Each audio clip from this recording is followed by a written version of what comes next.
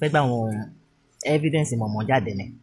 But though I don't have a chat because èmi àti wọn ṣọ́ lọ́rọ̀, you know, but what transpired that very day tí wọ́n sọ tó dé ń tán ṣọmọ́ tó ń tẹ ṣọmọ́ ṣe gbogbo ẹ̀ tó ń jẹ́ káyé sí mi.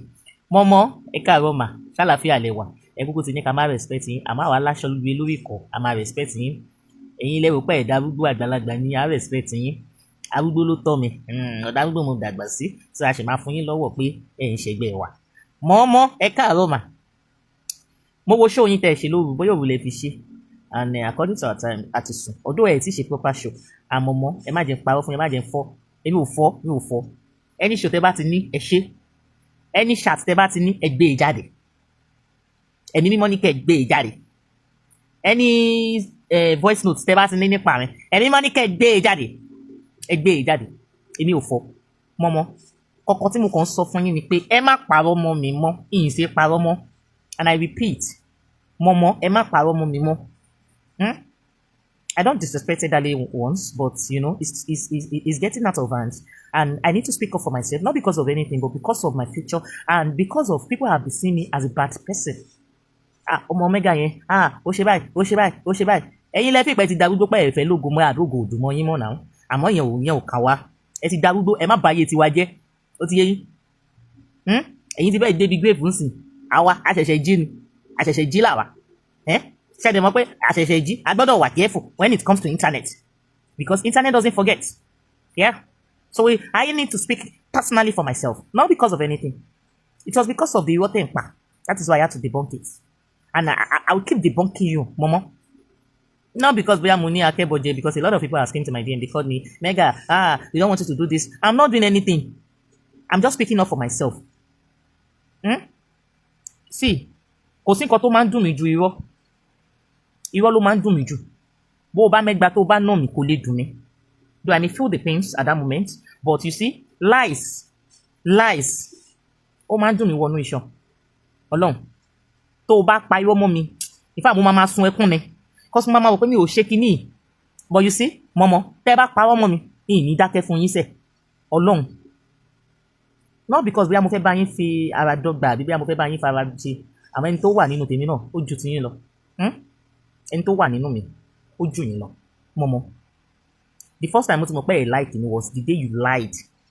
Just because I posted a statement that ọmọ kan tí mo ṣàdúrà fún.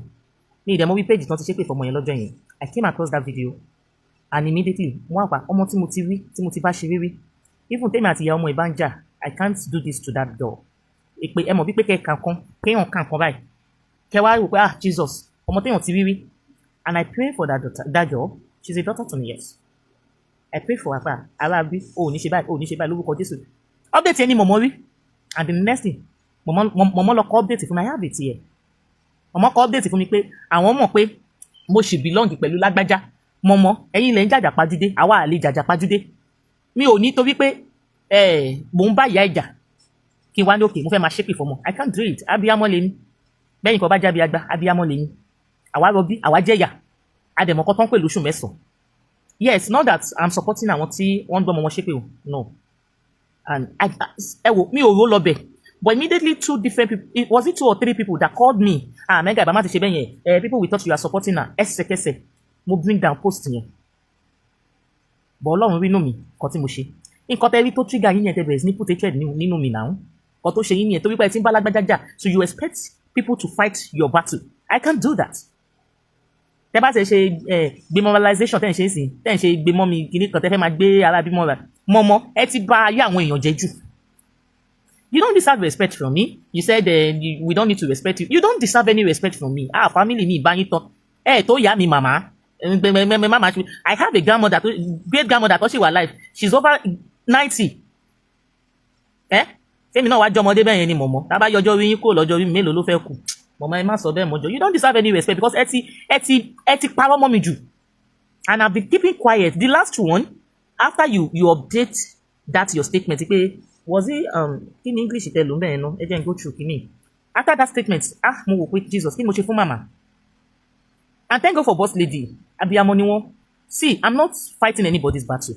And to be sincere, there's no way this issue of boss lady and Momo came up bóyá mo lọ ń comment síbẹ̀ tẹ́ bá ti rí ẹjọ́ ẹ bá mi mú wá àbí bóyá mo lọ ń like no because I believe pé wọ́n máa settle ẹ̀ tó bá yá tọ́lọ́run bá ní kán settle ẹ̀ so mi ò lè dá sí but this same boss lady náà jẹ́ kí n tẹ̀ sí yín lójú fọ́sùn yẹn because immediately I went to boss lady díẹ̀ pé mọ́mì ẹjọ́ máa mi ìmọ̀ àwọn customer máa ṣe call update fún mi àwọn gan ò tètè rí post yẹn and she said kí ló ṣe mo ní màmí mi ìṣe kankan pé I just saw an update later ni ó ṣe àyè mi pé update tí mo kọ fún ọmọ alábí tí mo fi like kàn ṣe pé fọmọ yẹn kémi wá sọ pé èpò ní jẹ́tọ̀ ọmọ yẹn kìnnìkan nǹkan tí mo fi ṣẹ̀yìn nìyẹn mọ̀mọ́ Esabod nǹkan tí mo fi ṣẹ̀yìn nìyẹn and I told boss lady wá ní Obama ti ṣe bẹ́ẹ̀ yẹn o ṣé wọ òwe aláìsí fóun náà ń gbọ́ ọmọ ọlọ́mọ ṣé kí iṣẹ́ mọ̀ a máa ń learn ni and we learn every day and nobody is above mistake ṣé wọ wípé àmọ́ ní boss lady mo mọ̀ mo ní bọ̀ kí níyẹn kàn ó kàn touch me kéèyàn ka nǹkan báyìí and you know and immediately she corrected me that I shouldn't be oya má worry màá bá màmá sọ̀rọ̀ that was why she called you bóyá wọ́n pè yín and I'm very sure she called you because wọ́n hùwà bíamọ wọ́n ń ṣàbíagbá tí bá support boss lady ó tó bẹ́ẹ̀ náà because she has tried for me for her to have rescued Alabike I can never forget her in my life mọ̀mọ́ orí bí ni gbogbo wa wà kò sí nǹkan tẹ́ ẹ rí ṣe ẹnu iná ni ẹnu ìníkan ni and besides pè yín now boss lady pè yín lọ́jọ́ yẹn láti bóyá wọ́n bẹ̀ yín and after that mo rí book yẹn nígbà yẹn mi bóyá mo ti sùn lóru ọjọ́ yẹn mi ìgbé ẹsẹ̀kẹsẹ̀ mo dẹ̀ fi boss lady àwọn náà jẹ́ kí tender apology fún yín mama deserve apology yẹn Ọlọ́run because ìgbà tẹ́ ti kọ́kọ́ pa ọmọ mi mo ka gbogbo comment section yín lọ́jọ́ àwọn èèyàn bú mi bẹ́ẹ̀ ni nǹkan tẹ́ ẹ̀ lè gbà tẹ́ fi ń lọ́yàn a lot of people bullied me in your comment section dẹ̀ lè take it boss lady dẹ̀ bá yín sọ̀rọ̀ wọ́n ní kí n mo wá pé boss lady hello my miss ọkọ kìíní kan pé mo ti sùn wọ́n dẹ̀ ní don't worry I've settled it just go and apologize to mama this same boss lady náà ní kí ló apologize sí yín fún yín mo dẹ̀ apologize fún yín lọ́jọ́ yẹn mi ò hùwà gbéraga whereby tí mo I know pé mi ò ṣẹ̀yìn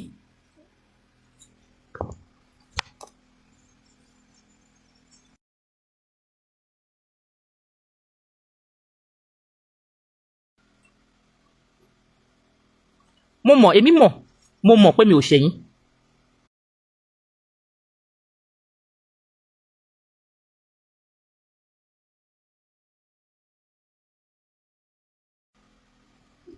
àmọ́ mo respect boss lady what is it now.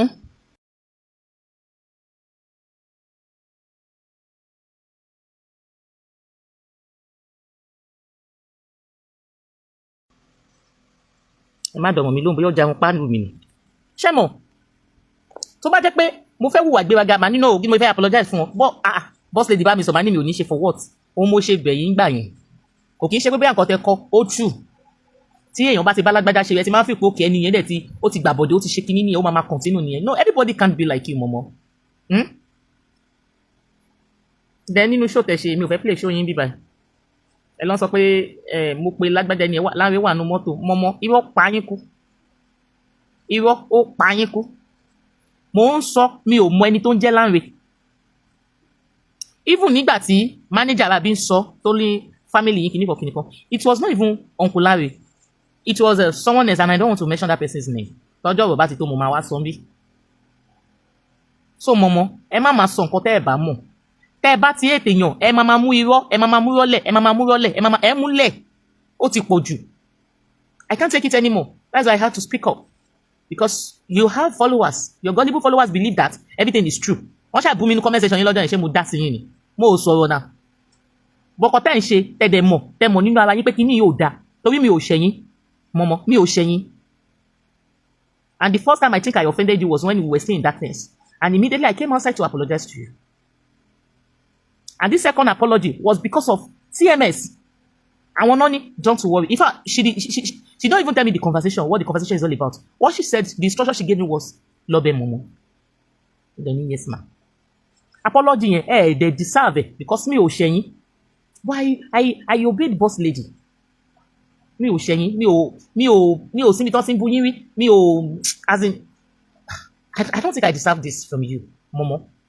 And you said anybody might respect you wàhálà tí yín nìyẹn náà ẹ̀yin tẹ́ ń ta òbò bàǹbà kí ló kan wà wọn ká gbàlagbà ní ṣá nǹkan tó yẹ káwọn máa ṣe kẹ́ máa bá wa wí kí ló kàn we know èmi kò ní respect wọn kọ́ mi lé respect mi ti sọnù látọdún tó ti pẹ́ bọ́ ọmọ ẹ má parọ́ ọmọ mi mọ́ èmi kọ́ mo gbé Uncle Lanre wá mi ò mọ Uncle Lanre and Mr. Rijan àbí Mr. Portable ẹ jọ̀ọ́ sir on this case or on this matter please sir ẹ bá mi speak up ṣé mi mo wá gbé Mr. Lanre fún yín do I even have your contact sir actor Rijan Portable yẹn Mr. Olówó Gẹmọ ẹ jọ̀ọ́ ṣé mo ní contact yín have I ever speak with you no so nbo mo ti rí number Mr. Lanre yes if I want to get Mr. Lanre number kò ná mi kankan now I have someone that knows everything about Arabic but I'm not interested I'm not the type tó máa ń gbá sórí onísórí kiri ó bá lọ gbá sórí ìwé gbé sórí internet wàhálà àti ẹ̀yìn kí ló káyé ẹ̀yin lẹ wáyé wá ṣàṣẹ̀dẹ̀ máa ṣàṣìkú ni but what I will not take is when you lied on me àbí àti ní ìdẹ́ni tó bá parọ́ mọ́ mi màá debunk ìwé yẹn because ilé ayé yìí ó kéré gan àwọn èèyàn tó bá gbọ́ àlọ́ wọn ò ní gbọ́ àbọ̀ I don't know her and I don't want to know Esabod because wọn ò ṣèyàn mama ẹ ń ṣèyàn ó yẹ kẹ́yìn náà máa ro tèèyàn mọ́ ti yín pé òkè èèyàn náà deserve àpọ́nlé lọ́dọ̀ yín tá a bá ń pọ́n yín lé ẹ lè máa parọ́ mọ́ mi láì tí kù kí n dey accept no I don't know Uncle Lanre and I have never put Mr. Lanre on call with you.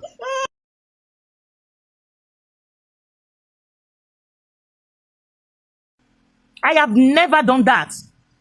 I don't know Mr. Lanre. Momo, Emma make a query in that to bought to my show.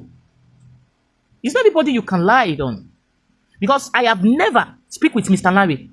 Ẹ fẹ́ kí Arabi kó máa sọ pé mi ni mo lọ ń ta story òun kiri just because àtijọ́ ṣe rí and I'm not like that. First thing what I ti pa ló yẹ kí ti kọ́kọ́ wá debunk. But I give that respect to boss lady. I respected you. She instructed me to beg you. Not that you deserve my apology. Not that I offended you. No. Saga tí mo ti bá yín nírí òun ni pé nígbà tá a ṣì wà nínú òkùnkùn tá a ti bú yín nígbà yẹn mo dẹ̀ ní mọ̀mọ́ ẹ má bínú. We should said apology accepted. You make a video yourself. And inú mi dẹ̀ dùn pé àgbàlagbà báyìí tán forgive èèyàn. And not that bóyá mo bú yín kọlọ títí àbí bóyá mo ṣe I'm not a fracas. Àbí I'm not into fracas. But you know, irọ́ tẹ́ ń pa mọ́ mi lèmi ò like and I need to speak up because a lot of people will believe you more than me. You have followers more than me. But mama, kò sẹ́ni in as much tó bá ti jẹ́ internet àjọ ní followers ẹ̀. You have people that will hate you and you have people that will love you. However, èmi ò tiẹ̀ wá ọ̀rẹ́ lórí internet. But I'm just telling you to desist from lying. Mama, ẹ yé ṣe bẹ́ẹ̀, ẹ yé parọ́ mọ́ mi mọ́.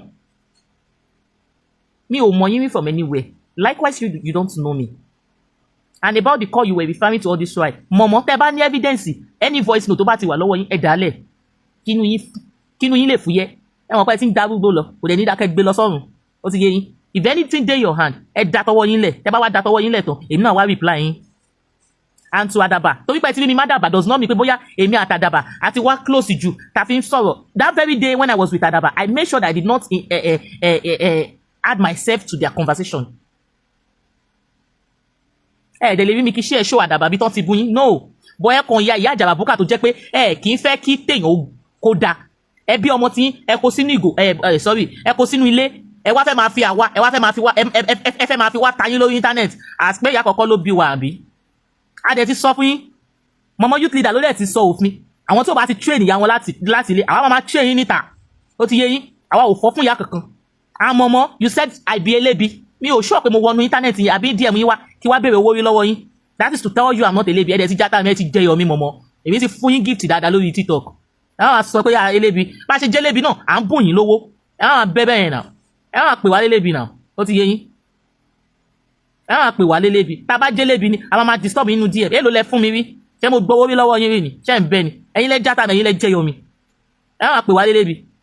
Anyway, mi ò bú yín. Àwa kàn sọ fún yín. Ẹ máa sọ pé àwa ṣe báyìí nígbà tá a ṣe àti ìkù àwa náà lẹ́nu ọ̀rọ̀ a lè sọ̀rọ̀ we can talk but however we are wọn ò train àwa pé ká máa bú àgbàlagbà tó bá ṣe lágbàlagbà náà a máa gbé yín wọlé ni ṣé ẹ mọ̀ pé kọ́tẹ́ ẹ̀ ń ṣe yẹn àwọn èèyàn máa fi kó rí bẹ́ẹ̀ fún wa ni ẹ dẹ̀ ń pa ọmọ yẹn dùn mọ́ yẹn fi mí pa coins lákọ̀ọ́kọ́ tó yẹ fi mí pa coins lẹ́lẹ́kejì ṣé ń bẹ ni màmá ẹ mọ̀ pé irú coins yẹn gan ò lè yóyín ni kò lè yóyín coins yẹn kò lè yóyín Ọlọ́run má jẹ́ fi máa wà ìsàn kẹ́ máa fi ṣe kọ́ tí ò dáa because irọ́ lẹ pamọ́ yàn èmi pé Lanre mo gbé sórí kọ́ azao Lanre kọ́ mọ́mọ́ Lanre kọ́ and that was the time tí ọ̀rọ̀ Saga Adayo àbí kíní kan tó fi ń ṣẹlẹ̀ not Lanre I don't know Mr. Larin before, but however, the bá ní kọ́tà, the bá fẹ́ connect, why connect àti Mr. Larin papọ̀, mo máa fẹ́ Mr. Larin kẹ́ lọ́kọ́. Okay, is it clear? Mama, not the lie on top of the head. Not the lie. Everybody get his or a leather. We get a leather, you get your own leather. Make I can't lie, say mama lo sunu kini kan. How will you feel?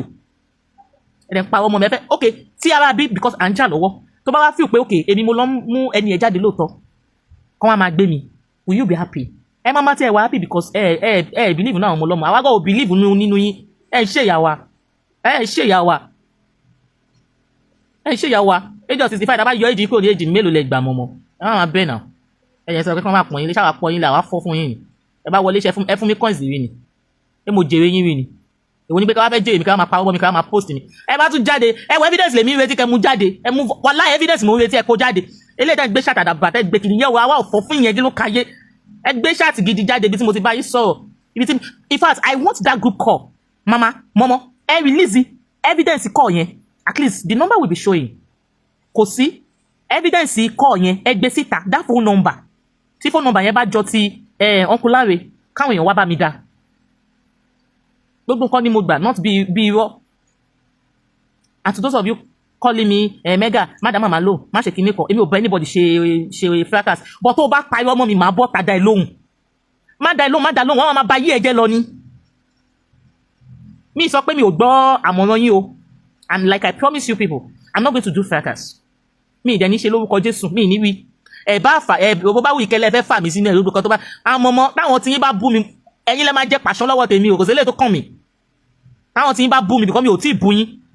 Àwa bú mi àwa máa fún yín àwa máa kóbo yín ni torí kí ni mi ò dọ̀ pa bẹ́ẹ̀ ṣe fà àwa gan gbé yín débẹ̀. Ẹ wo mi ò wojú yín rí o ẹ kàn fi mí lọ́rùn ilẹ̀ ẹ má pa ọmọ mi mọ́ but ṣó tẹ ṣe lánàá yẹn mi ò lè tolerate pé lóòótọ́ ni Mr. Larin mi ní accept ẹ̀. Ẹ lọ release evidence call conversation yẹn. One, that is the voice note you say you have. Two, release that phone number, the group call, because there's ẹ̀yin tèmi tí ẹ bá ṣe group call phone number ṣáà máa wà ń bẹ̀. Kàn release number yẹn síta kárí. I swear to God mi ò gbé Mr. Larin wọlé fún màmá rí. Ẹ jẹ́ ń parọ́ mọ́yàn. Ẹ má parọ́ mọ́ èmi o mama mo fi Ọlọ́run bẹ̀ yín. Nǹkan tó bá ṣẹlẹ̀ ní kẹ́ ẹ sọ. Nǹkan tí mo fi ṣẹ̀yìn ni wípé mo pray fọ́mọ ara bí. Nǹkan tí mo fi ṣẹ̀yìn bẹ́ ṣe ká update mi lọ́jọ́ yẹn báyìí. Bára ṣe kọ́ yín lọ́jọ́ yẹn nìyẹn. And so because èmi àti èèyàn ń jà, èmi àti ìyá ọmọ yẹn ń jà. Ìwà sọ pé okay, ó dà pé mo kàn rí post yẹn lọ́dọ̀ ní ìṣẹ̀wọ̀n page mo ti rí. Wọ́n ṣépè fọmọ yẹn. Mo dẹ̀ ní lórúkọ Jésù kò ní jẹ́ tọmọ yẹn. Ìgbà táwọn ẹ̀dẹ̀ sọ pé kan tí mo ṣe ò dá pé ṣé mi ò rí pé ìyá ẹ̀ máa ń gbọ́ ọmọ lọ́mọ ṣépè ni. Ẹsẹ̀kẹsẹ̀ mo ṣàtúnṣe. I deleted the post. Not because of you Mama Esabod ẹ̀yin wo mélòó lára yín. Ẹ̀ ń bọ́ mi tí màá fi delete post ni. Ẹ bọ́ mi ò sí lákàtà yẹn mi ò ṣe ọmọ ewé yẹn mi ò ṣe anything. So lè sọ pé okay bóyá ẹ fẹ́ bá mi wí kí wá lọ bá delete post as how now. But torí mama boss lady ni mo ṣe delete ẹ. She said go and apologize to mama. I've said 2 days. That was all. And I think she begged you on my behalf then, not because I offended you, but because she's a peaceful woman. She wants peace. Nǹkan tó ń pè lágbàlagbà bí amọ̀ yẹn àwọn ṣàtúnṣe bọ̀ ẹ̀yìn ẹ̀ lè ṣàtúnṣe lẹ́yìn kẹ́ bà nǹkan jẹ́ ẹ̀ sì mọ́pọ́jọ́ alẹ́ yín lẹ wà tó yẹ kẹ́ ẹ máa tún nǹkan ṣe. Mama, if you say you don't deserve respect, that is your cup of tea. I'm not giving you any, you're not giving me any respect, and I'm not even going to let me on home training. I want to share tea, me o do pa. E ma fi mi gba coins mo sọ fún yẹn má pa ọmọ mi mọ́. You know, àwọn sheep lies. People will believe it. Ìgbà kan náà, mega yóò dá, olórí burúkú, ó máa ṣe kíní kan. Àwọn ọmọ yín lórí burúkú. Ẹ má gbé mi, ẹ má wá fún mi o. Ọjọ́ ìnọ́mbà tí mo wo kíní tán ṣe fún mi tán fi ṣe show yẹn gbà yẹn náà mo wò pa. Kí ni mo ṣe fún ìyá yìí? Mi ò ṣẹ̀yìn ẹ bímọ tí yín mi ò ṣẹ̀yìn mọ̀mọ́ ẹ má parọ́ mọ́ mi ẹ lọ release evidence yẹn sẹ́ ẹ release evidence èmi dẹ̀ ń jó evidence yín àwa máa wo show yẹn àwa máa tún ẹ má ṣe block mi o ẹ má block wa àwa máa fa account mi ìwòyìn àwa ò fọ́ fún gbogbo yẹn náà àwa fa account mi ìwòyìn bọ̀ ẹ má parọ́ mọ́ mi ò fẹ́ irọ́ èmi Larin how Larin kọ́ but tó bá wá sure pé Larin mo gbé wọlé system mo family jù ní family lọ then please release the evidence out there. Bring out the phone number that was added to the call. Bring it out. Wọ́n kẹ́kọ̀ọ́ máa múrọ́ mátàmọ̀ kẹ́ wá máa fi pé ẹ fẹ́ báyé èèyàn jẹ́. Ẹ lè rí mi bàláyé jẹ́ o, ẹ lè báyé tèmi jẹ́. Torí mi ò robi sí yín. Mo kàn wí pé ẹ like mi gan ọ̀dẹ̀ like èmi gan ò fọ́ fún yín Mama Esabod. Èmi ò fọ́ fún yín. so táwa bí bá wá tó bá gbé ọ̀tá mi ẹ wá fi pókè àwọn èèyàn fi pé ẹ ó jẹ̀bi ẹ ó lọ ń release family ẹ síta àzá o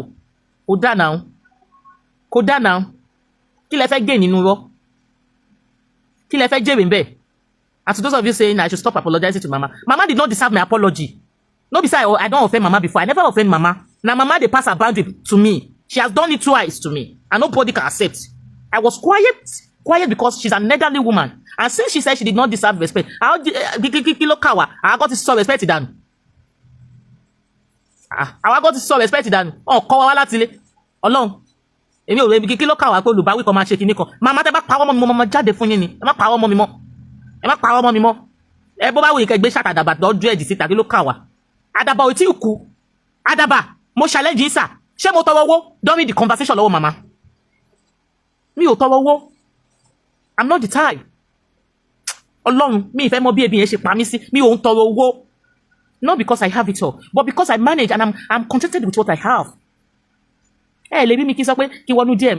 I do feel somehow to enter people's DM. Lè sí bí táwọn èèyàn bá wọnú DM tó bá ń tọrọ nǹkan máa wò pé ṣé ẹ rò pé mo wà okay ni? I don't manage ni. We are in this same country together. But bá ṣe manage tó náà, àwa ò wọnú DM mọ̀mọ́ rí ká lọ tọrọ owó. No. Sọ̀nà wo la fi jẹ́lé bí sí yín mọ̀mọ́? Ẹ̀yin gọ́gọ́ lẹ́jà táwa tẹ́ jẹyọ wa.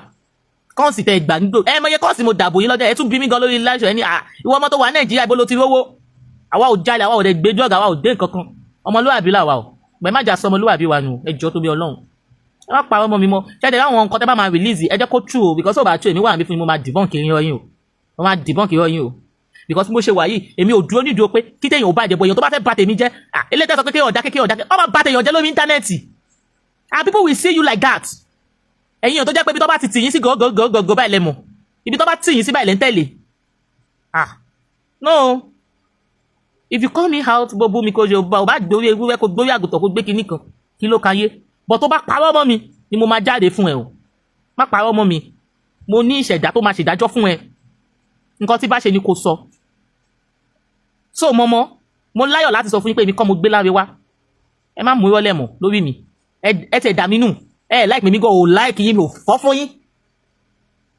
I have grandma and she's not as useless on internet. Tó máa sọ pé okay ọmọ ọlọ́mọ làwọn fẹ́ máa báyé wọn jẹ́ ẹ má báyé tèmi jẹ́ ẹ lè báyé mi bàjẹ́ àdàbí tẹ́ bá ti bímọ tẹ́ bá bímọ Ọlọ́run máa sọ yín lẹ́sọ̀. Ẹ ti ṣe fún mi lákọ̀ọ́kọ́ tí mo keep quiet kí ló kàn wá àwa máa bẹ̀yìn who ẹ̀bẹ̀ help. Kò sẹ́lẹ̀ tó kàn mí o àwọn ọmọ ẹ̀yìn yóò bá bu wọn bá ṣe rúbẹ̀ kò káyé o èmi lèmi kàn fẹ́ ẹ̀yin ni mo kàn máa fèsì tẹ́ bá ti ní ẹni evidence tó ń gbé yín nínú tó ń disturb yín mọ́mọ́ please go and release it out. Tẹ́ bá ti release ẹ̀ tí wọ́n fẹ́ pa mí ni ẹ release ẹ̀ I have no nǹkan tó wà ìdí ọ̀rọ̀ tẹ́ ẹ ti sọ lórí íńtánẹ́ẹ̀tì lèmi náà lọ́wọ́ sọ fún wa ní àmọ́mọ́ ẹja náà wípé kan báyìí náà fẹ́ sọ wípé kan báyìí mo dẹ̀ ní kétí mi má gbọ́ because ó má dàbí pé mi mo lọ ń wá ẹni yẹn and the person spoke up to you. You were eager to hear the story mọ́mọ́. Do you know how many hours you stay on that call? I'll inform you. You were on that call for more than an hour.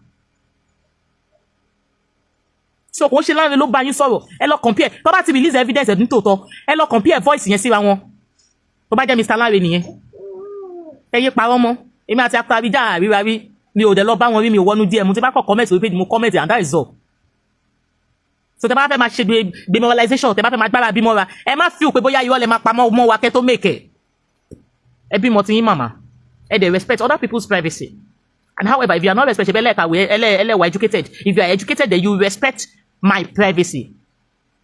You don't lie. Ẹ má mú irọ́ lẹ̀ mọ́ lórí mi mọ́. Mi ò parọ́ mọ́ yín mi ò dẹ̀ fi kún nǹkan tó ṣẹlẹ̀ ní tẹ́ bá ti kọ́kọ́ ṣàlàyé ti yín náà wá jáde màá wá fún yín. Thank God yours too is recorded. Alemo. Káyọ̀dé mi mọ̀mọ́. Yours too was recorded. So not you have phone, I get phone. I don't need gadget in it. Gbogbo wa náà la dẹ̀ jọ ní internet. So release any evidence you want to release. Yes, what's it called? Adaba called you that we have conversation. Yes. Next. Release the evidence so that you can feel alright. Because èmi wà alright mi ní sọ pé I can feel alright. Èmi wà alright. Èmi ò ní secret tó wà hidden. Nothing is hidden. Mọ́mọ́ ẹ lọ gbá research kẹ lọ bóyá Google Drive lẹ fẹ́ lọ wà bí whatever drive ẹ fẹ́ wò bring it out I'm begging you in the name of God so that àwọn alábẹ́ á máa fi pé lóòótọ́ èmi mo gbé Mr. Lanre wá. Mr. Lanre sà, ṣé ẹ mọ̀ mi rí? Ṣé mo ti bá yín sọ̀rọ̀ lórí fóònù rí? No. And that family you are saying is not even Mr. Lanre. It's another person entirely. And the person said did not even speak with you. So ẹ má máa mú rọ́lẹ̀. Yeah, I'm only speaking for myself. Mi ò wo gbogbo kíní o. Kéèyàn kọ́kọ́ má pa irọ́ mọ́ mi mọ́ lèmi sọ. Because internet yìí, àwọn èèyàn gọ̀. Mo sọ fún yín pé mo ní ọjà wíìgì gan. Kò ṣe tẹnu mi ìṣe ẹ̀ tí display ní wíìgì débi kankan. Ẹ rí pé tuntun ni mo lọ́ mu jáde wá. Mo sọ fún yín wípé a ní section by section ní Lady K African store. A ní section wíìgì lọ́tọ̀. A ní section mo ní septor. Ẹ má bínú slip of tongue. A ní section jewelry lọ́tọ̀. A ní section African food. Section méjì tẹ̀lé ní fún African food wa. Section méjì. Store méjì ni mo fi to African food sí. Ẹja àtẹ̀pọ̀, ẹ̀gúsí, ọ̀gbọ̀nọ̀ àwọn yẹn àti bẹ́ẹ̀ bẹ́ẹ̀ lọ àtàwọn kọ̀ọ̀kan àtàwọn spicy àwọn ingredients section kan ni mo to àwọn yẹn sí. Store kan ni mo fún àwọn yẹn. Then àwọn oúnjẹ wa store kan ibẹ̀ yẹn kọ́ ni mo lọ. Then spiritual items a ní section títẹ̀ náà ní ọ̀tọ̀. Then section àwọn jewelry àwọn wig body cream ọ̀tọ̀ ni. So sections by section ló wà ní Lady K African store. Ibi tí mo wà yìí sí section aṣọ lélẹ̀. Ẹ̀yin tẹ́ bá fẹ́ ra aṣọ tí wọn ò tí ì rọ̀ àwọn lẹ́ ń wò lókè yẹn. Àǹkárá àdìrẹ tí wọn ò tí ì rọ̀ àwọn aṣọ ńláńlá gidi ó wà bẹ̀ bóyá fẹ́ fún yàn ní abẹ́ fẹ́ rọ fún ara yín. Àìmọye àwọn ọmọ mi tó jẹ́ pé wọ́n ní máṣíìnì nílé labroad tọkọ máa rí style kan tó máa wò wọ́n aṣọ tẹ́lẹ̀ ra fi gbẹ ó wà tó bá dẹ̀ jáwé tó ti rán náà ni ó pọ̀ yẹ́yẹ́yẹ́. Àwọn sample ló wà níbí báyìí àwọn aṣọ tó wà nínú store náà tí mi ò hang. So ìtẹ́ bá ti fẹ́ ẹ pè Lady K Ìfẹ́ Olúwa show. Wọ́n lọ́pọ̀ rò ká gbọ̀n afẹ́fẹ́ ló ń fẹ́ lọ. Ṣẹ́rí ìkórí tata day kò ní kálukú mọ ibi tó máa yà sí. Bí wọ́n ṣe ń fi wèrè pọ́ọ̀tì wèrè fúnra wọn. Tí Àtíkù fẹ́ di Tinubu síta. Tí Tinubu fẹ́ di Àtíkù síta. Tí Peter Obi tí ẹ wá bírèkì téèpù tó kí àdábọ̀. Tí bàbá Tinubu wá sọ pé irọ́ ló pa kò jọ táwọn náà wá tún ṣe kíni tọ́dọ̀ gbọ́ sí wà láìtàláì kò káyé o ọmọ Yorùbá tàtà kò káyé o. Ẹ jẹ́ kí gbogbo àwọn nǹkan wọ̀nyí kókò máa jẹ́ nǹkan ìṣítí fún wa láti mọ bí tá à ń lọ ní orílẹ̀-èdè location 9. Ẹ wá ra ohun tí mò ń tà. Ẹ̀yin tẹ́ bá nífẹ̀ẹ́ sáwọn wíìgì tí mo displayed ẹ kàn rọra bá mi screenshot wọn. Ẹ bá mi screenshot wọn. Tẹ́ bá ti screenshot ẹ̀ tán ẹ send ẹ̀ sí mi ní WhatsApp. Ẹ̀yin tẹ́ bá ti wà rí choice yìí ẹ má rò bóyá ibẹ̀ ló tọ́ sí. Wíìgì ṣì pọ̀ ó yapa. Tó bá jẹ́ àwọn woman hair ni mo ní wọn lóríṣiríṣi ló wà yìí mọ́mì mi. Wíìgì pọ̀ ó yapa. Jewelries náà kò dẹ̀ gbẹ́yìn jẹ́wọ́ program yẹn ti gùn mo fẹ́ tún display jewelries díẹ̀ fún wa ní àwọn set of jewelries gbogbo ẹ̀ wà ní Lady K African store. Ẹ̀yin tẹ́ bá need àwọn cream tẹ́ fẹ́ fi maintain skin yín kí skin yín rọra máa shine ó wà ní Lady K African store. Ẹ̀yin tẹ́ bá need àgùnmu diabetes manpower jẹ́bi idán ẹ̀dóbò dáadáa dídólóbò kò ní oúnjẹ méjì tó ń jẹ òkò ní ẹ̀pà kúrúmọ́kẹ́dún dáadáa. Tẹ́ bá lò tó bí mo ṣe máa sọ fún yín bó bá jẹ́ ìyàwó láńlọ́ọ̀dù yín ni especially ẹ̀yin tẹ́ wà lábúrọ̀d ẹrú mọ́ fún ẹ̀ ní sanwó lé mọ́ because owó lé sísan gan ti pọ̀ jù. Ọjọ́ tẹ́ bá ti lè ṣe kíni tẹ́ bá ti gbọ́ṣẹ́ ìyàwó láńlọ́ọ̀dù yín ìjọ yẹn lẹ̀ sanwó lé mọ́. Bó jẹ́ àbúrò láńlọ́ọ̀dù yín lóbìnrin ẹ bó sí fún dáadáa kẹ́ gbádùn ẹ̀ fúnra ara ẹ̀ ló máa lọ sọ fún ẹ̀gbọ́n ẹ̀ pé ẹ̀gbọ́n mi ṣọ́ra apartment yẹn gbójú bẹ́ẹ̀ kò sẹ́ni ẹni tó wà bẹ́ẹ̀ ò sanwó mọ́. Ẹ jẹ́ kí ni ẹ jẹ́ lọ nìyẹn ìgbádùn lẹ wà. Bó bá dẹ̀ jọ́ga yín níbi iṣẹ́ ni ẹ bó sí fún. Tẹ́ bá ti gbé àgùnmu manpower yẹn lura wàláì mo assure yín wípé ayọ̀ yín ti dé ìgbádùn lẹ wà ní òyìnbó ẹ̀ ní some bills mọ́. Torí bills yẹn wàhálà yẹn pọ̀ o kò tẹ́ ṣe bí ti America Canada UK ó lẹ́tìkẹ́ bills yẹn lágbára so bó ṣe jẹ́ nìyẹn eléyìí ò ṣe àsọdùn confam with àgùnmu manpower tí ẹ bá rà lọ́dọ̀ Lady K African store confam gidi ni ẹ̀yin ìyá mi tí ẹ bá rà tí ò bá confam tó bí mo ṣe ròyìn fún ya títí diabetes ẹ pè mí padà máa rí fọ́ọ̀dù owó yín ẹ pè mí màá refund owó yín padà fún yín. So bó ṣe jẹ́ ni ẹ ní Larin Iya African store so many things lẹ lè rí bí báyìí. Tó bá jẹ́ àwọn fìlà náà ni àwọn fìlà tó fine dáadáa ó wà ní Larin Iya African store. Ó yẹ kí n máa display ọjà but torí àwọn tó máa sọ pé program ti gòjò ni mo ṣe kápárò àti máa display ọjà lẹ́nu jọ́ mẹ́ta kì í ṣe pé mi ò lọ́jà. Mo láwọn aṣọ tó fine àwọn àdìrẹ tó ṣẹ̀ṣẹ̀ dé, mo láwọn aṣọ tẹ́lẹ̀ fi rock summer, mo ní wọn lọ́lọ́kọ̀ òjọ̀kan, mo láwọn mini gown àwọn kaftan gbogbo ẹ̀ ló kún mi báyìí. Mo dẹ̀ láwọn white lace, mo láwọn coloured lace àwọn kaftan búbù gbogbo ẹ̀ lóríṣiríṣi lọ́lọ́kọ̀ òjọ̀kan. Ó wà bí báyìí tẹ́lẹ̀ ní regret wípé ẹ̀rọ aṣọ lọ́wọ́ náà lè dìke. Èwo ló tún kù? Kókóró aláta náà wà, kúlíkúlí aláta wà, àwọn ṣẹ lọ́lọ́kọ̀ òjọ̀kan jẹ́ kọ́mọ̀.